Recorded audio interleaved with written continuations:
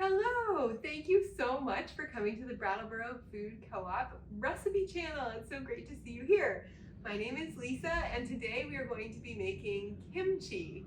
So kimchi is a really friendly ferment to make. I really feel like all the ferments that are mostly cabbage have been very reliable for me, and I hope that they will be for you.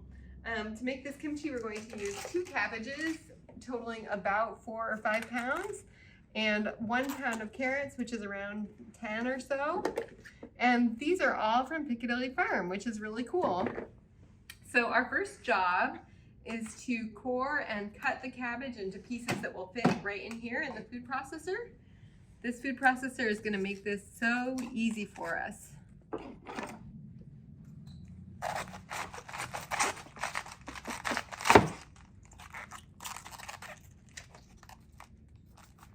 So I'm just cutting out that dense core.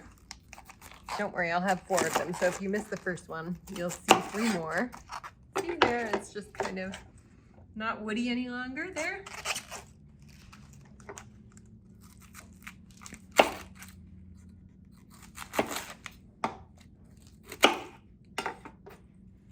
These cabbages are nice and tight. See how packed they are? That means they're so fresh. It can also be related to the variety. But when you're reaching for a cabbage in the produce section, just feel for it. Does it feel like really dense and tight? That'll make for easy grating through your food processor, easy cutting, easy handling.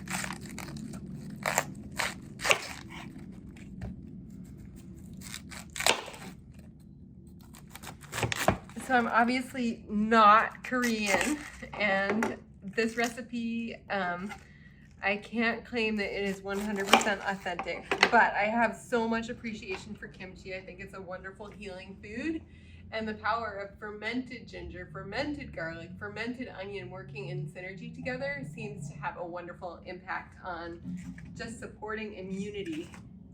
So we're getting ready for winter with this wonderful traditional Korean food. All right, they're all cored.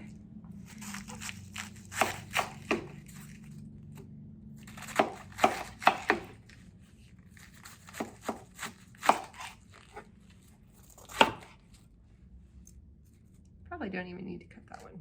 Okay. Kimchi is a wonderful project to work on as a family. Just yesterday, my mom and dad and I made an enormous batch, and my dad, who has some health problems, was totally able to participate. He peeled all the carrots, and then Toby the dog ate all the peels that fell on the floor and was very happy about the carrot peels. So if you have family members that you might be interested to try a cooking project on, kimchi is a great one because there's just so many different things to do, and it can be fun and funny time together. All right, I'm going to start feeding these into the food processor and make some room for us to go on.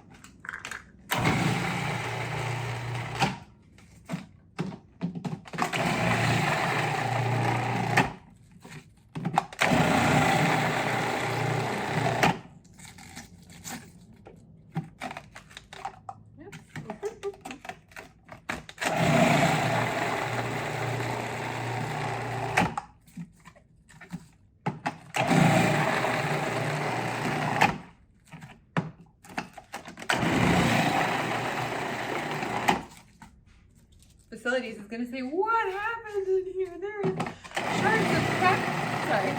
There's cabbage everywhere. What happened here? Try to clean up after ourselves.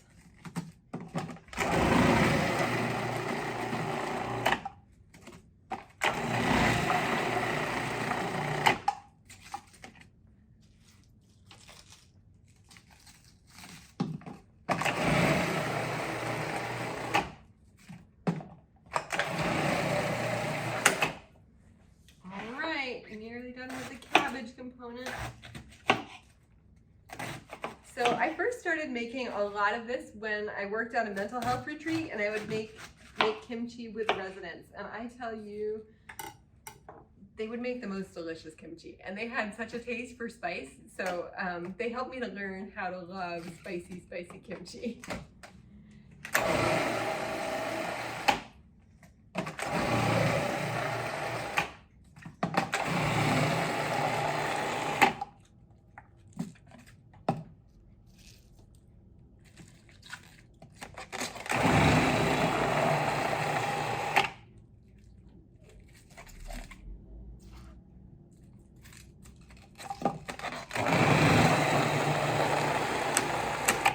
that's it for the cabbage.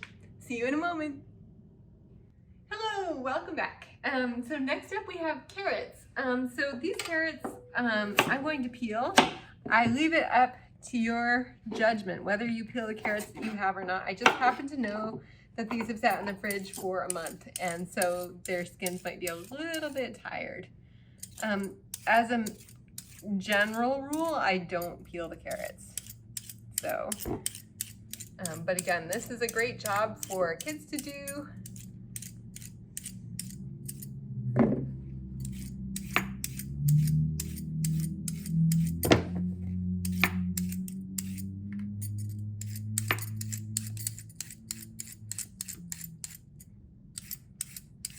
So when I've had fermentation challenges, it's always been with the really like sweeter root vegetables, like when I pickle parsnips or turnips or carrots all alone or beets. That's when things can get a little wonky, and it's, you know, more important to add some starter culture, maybe from a store-bought lacto-fermented product. But when I make ferments using cabbage and salt, I find that I've had really good luck. So that makes kimchi a really good starting place for beginning fermenters. And that being said, kimchi is kind of a strong taste, and a lot of people love it and some people don't. And so if you are someone who is not a kimchi person, I just want you to know you can totally make this recipe without the onion, ginger, and garlic and sauces. You can just make plain sauerkraut where the two ingredients are cabbage and sea salt, and that works great. Or you could put a little garlic in too if you wanted to make it a little zippy. But I just want to emphasize this is a starting place, but it's a good launch for your inspiration.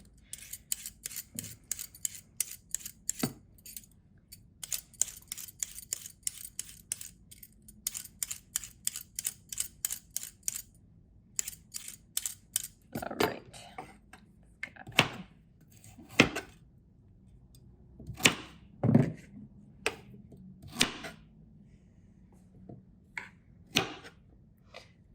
And another great thing about kimchi, besides the power of ginger and garlic and onion, is the fact that it contains live and active cultures.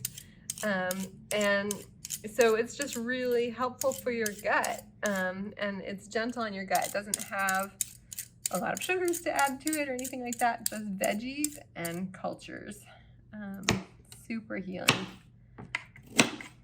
I love kombucha, but it's too sweet for my body to be able to have very often, but kimchi I can just eat every day.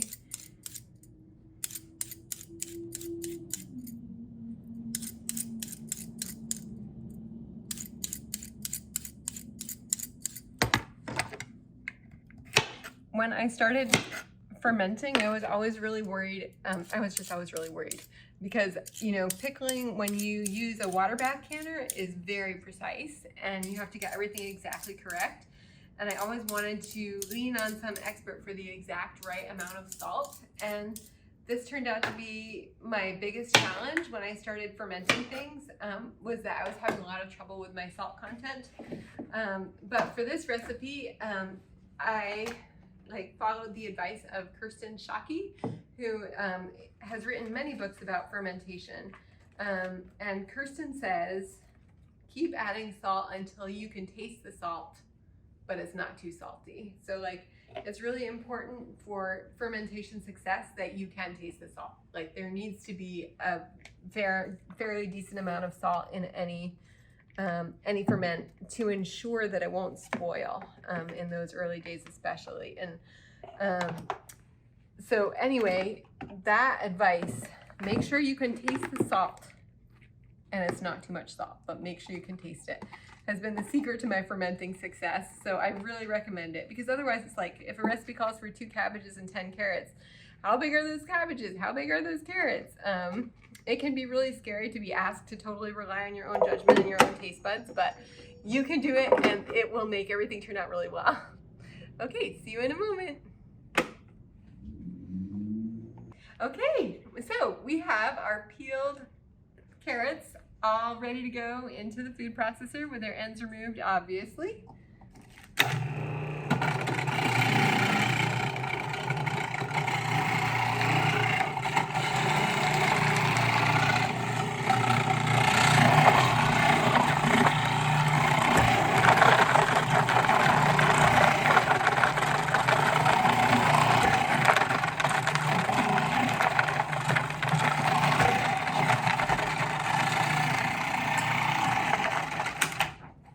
All right, that's that.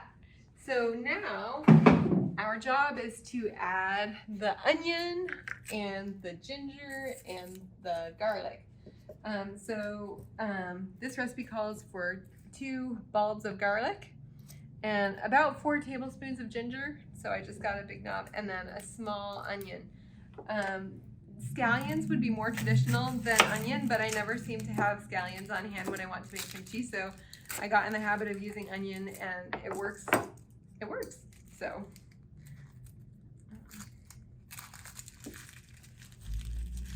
it's nice to have a recipe that you can do just right from your pantry, that you don't need to run to the store for anything.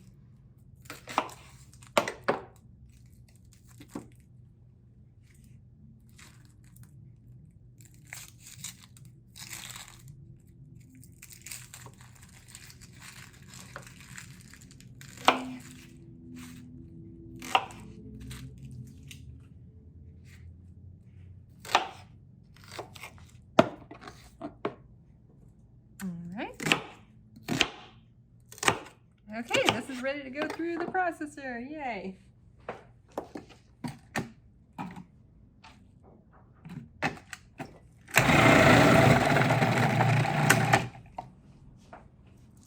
All right, garlic. This garlic, I believe, is from Deep Meadow Farm, and it is gorgeous. Look at that color. It reminds me of a mussel shell.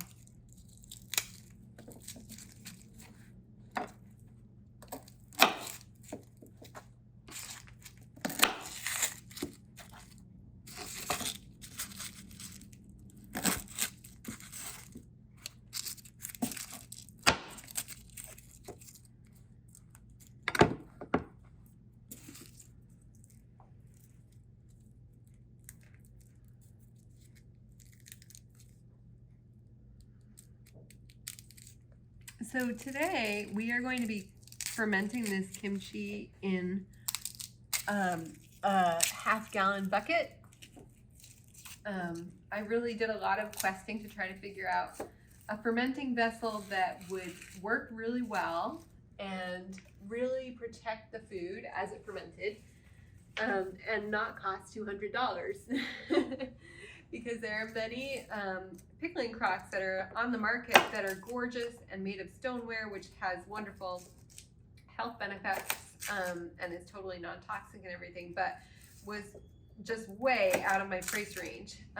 And so I didn't really ever consider buying one for that reason.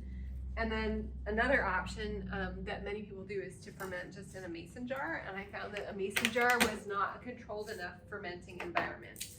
There was just too much contact with the air, and so in the directions for making ferments in a mason jar, it would just say, okay, you'll need to go ahead and skim off any mold that's on the surface of your ferment at the end, and just eat everything that's underneath. And I was never cool with that. That didn't feel good to me. So anyway, through trial and error, I found that if I use a Pyrex glass 1.75 quart bowl that has straight sides, it slides right into a bucket and leaves just the tiniest amount of space around the rim. So this is my perfect fermenting vessel, which I will show you and you will see. Because it allows air bubbles to rise up and escape, but it doesn't allow for a flow of air over the surface of the ferment. So the buckets, I always buy my coconut oil in half-gallon buckets because I use a lot, so the bucket to me is free, and then the Pyrex jars, bowls, They come with a rubbery lid. I would say that they're usually under $10. So for a fermenting setup, you know, under $10 is a really good price.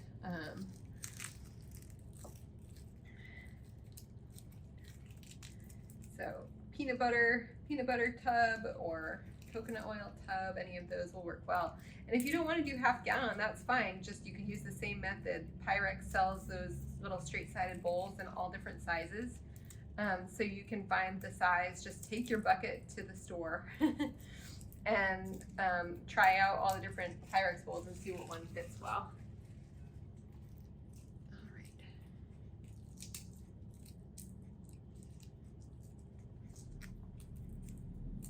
So much garlic. This has got to do something for somebody's health. Something really protective. I can feel it working on my fingers a little bit. It's so potent. I love it. All right. Okay, see you in one moment for ginger. So let's get this garlic grated, and then we'll start adding the ginger. So I'm gonna put this all in at once.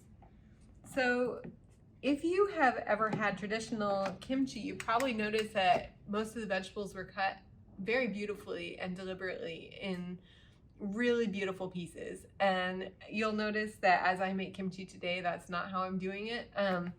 I really want everything to ferment at the same pace, and like when I have everything a uniform size, then I feel more confident that everything will get done at the same time. And then also, as you can see, it's a major time saver to make kimchi in the food processor rather than slicing by hand, although there is so much joy to be had in slicing by hand. So I just wanted to just make a little nod. This is not the authentic way to do it. This is the way that I'm doing it to make it doable for people with really busy lives. But I really encourage you guys to all try some really, really authentic kimchi because it is so good. Okay, here we go with the garlic. And I'm just going to peel the ginger, and then we can feed it through also.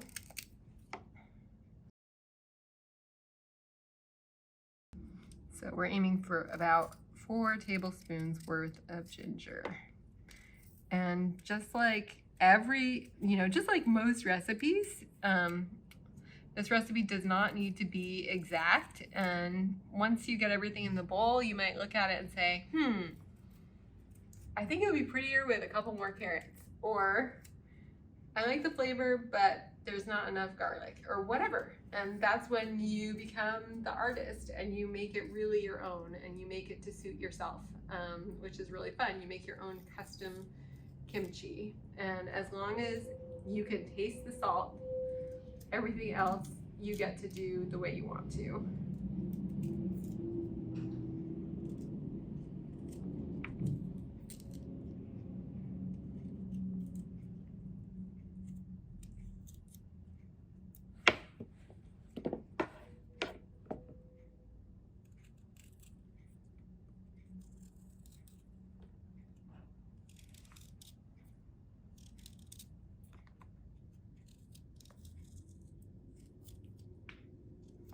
So while I peel this, I'd like to tell you that I always like to keep an eye on my pickling crock and see how it's doing. So I'll look in on it every week, and usually after about 3 weeks, I feel like the flavors have really come together, and instead of like tasting really oniony or like really extremely garlicky, all of a sudden it just mellows at about 3 weeks. And that could be shorter in the summer and it could be longer in the winter.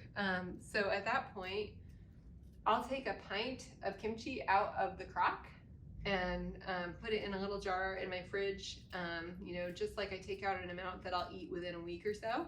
And I let the rest of it continue to pickle because I want the cultures to be able to be as active as possible. So I just use my kimchi crock as my little kimchi store in my kitchen, and when I run out, I just go back for more. That's how I recommend going about it, rather than taking it all off after 3 weeks, because I think 3 weeks is pretty immature actually in the grand scheme of things, compared to a lot of ferments that you might buy. So just let it keep on cranking.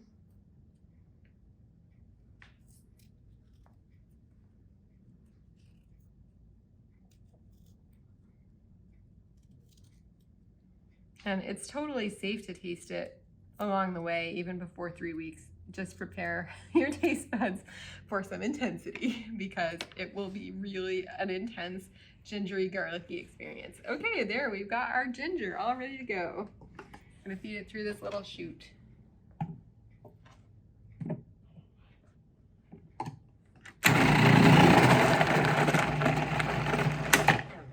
And that is pretty much it. It looks like I have some that kind of got caught, so I might put this through again, see if it can go farther and fare better.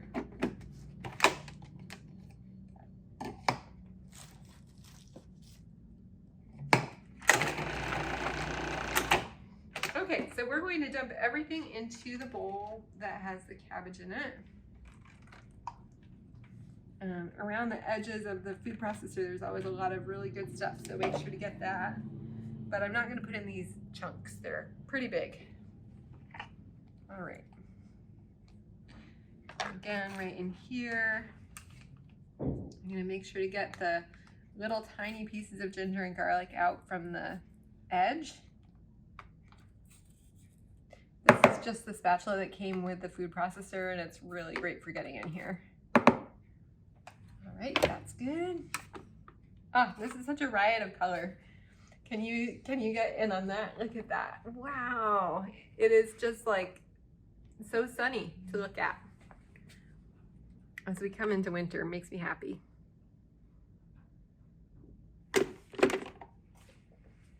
Let's see here. Okay, occasionally you'll see like a chunk of onion like this. You can leave it in if you want to, or I usually pull them out. So it's getting to be time to add our last couple of ingredients. The first is actually a fermented product called fish sauce from Vietnam, which has a really wonderful umami flavor. It's a fermented product, and it adds a lot of nutrition to the people that don't have access to a lot of food. Like if you have rice plus fish sauce, you're getting a lot more amino acids than just rice alone. So fish sauce is a really neat traditional food that has supported people for a long time. This is the red boat fish sauce, but I think that we carry a couple of varieties. A little goes a long way, so you might see like, oh wow, that bottle is, I don't know, $7.99 or something, I can't recall. But like we use a 1/4 cup in the kimchi, but this is really a lot of kimchi that's gonna last you probably a couple of months at least, depending how fast you eat it. And if you're using this as a condiment, like you'll only want a little bit because it's very salty. So 2 cabbages, 10 carrots, 2 bulbs of garlic, 1 onion, 4 tablespoons-ish of ginger, a 1/4 cup of fish sauce. Here we go. All right, now we're going to finish seasoning our kimchi. So the recipe calls for sambal oelek, which is a hot sauce from Asia. And we didn't have any of that. We were all out at the store this morning. But really, any different hot sauce, sambal oelek will always taste the most authentic. But I decided to substitute Sky Valley's sriracha sauce today, which is another hot pepper sauce and kind of similar. So it calls for 1/2 cup of sambal oelek, or substitute.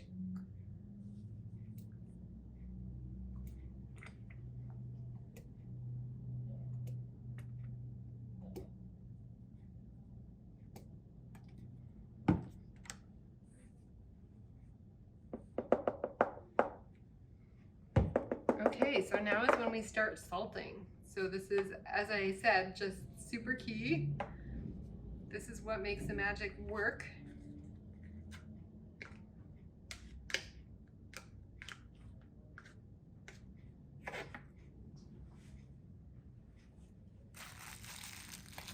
So just do, I would say you're definitely going to need more than 2 tablespoons. So it's fine to start with 2 tablespoons, and then after that, add 1 tablespoon at a time, and just keep stirring really thoroughly.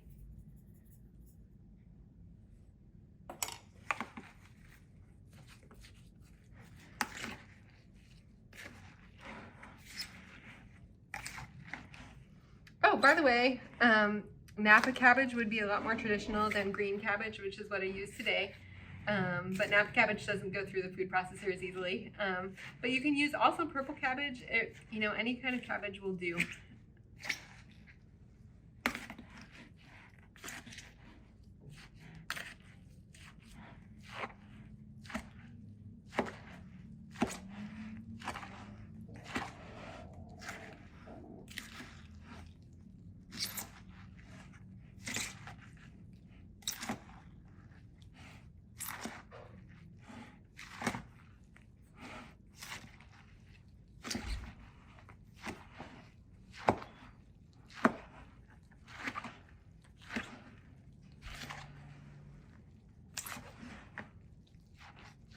So I hope that you're starting to feel less nervous about fermenting after watching this video.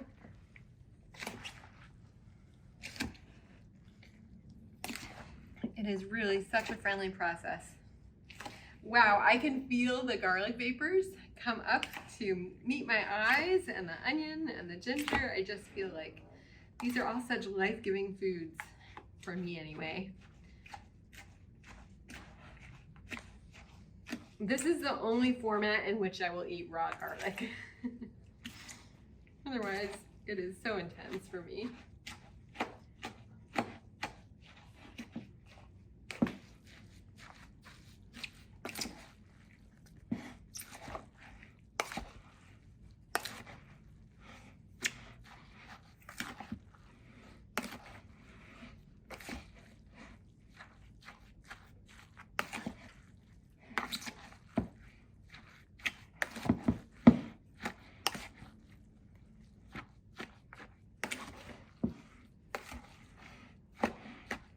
Okay, time for the first taste. Got my handy dandy little eco-utensil.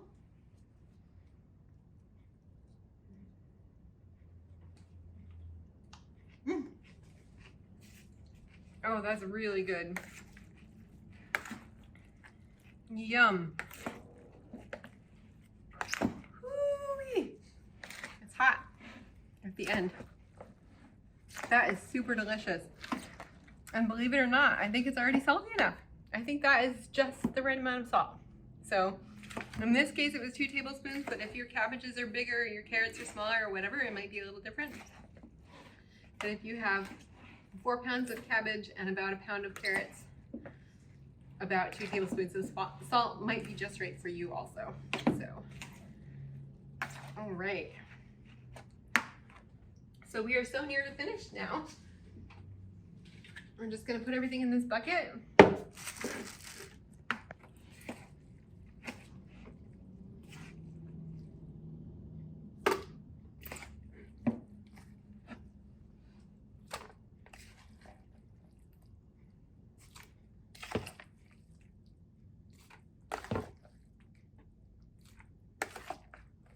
So kimchi is a condiment. I find it super convenient to add to a meal. It's like, you know, a ready-made side vegetable that has a ton of flavor and a pop of color for your plate. So like if you were having, you know, fish and rice, put kimchi with it, you know, or like, you know, fish and tofu or tempeh. Just that makes dinner, and you don't have to make a separate side vegetable. You've already done the work when you were making your ferment. So there's a lot of liquid here in the bottom, which is great. That's the salt doing the work to help the cabbage exude water, which we want. We want there to be enough liquid so that there is a water seal around the edge where the bowl is, as you will see soon.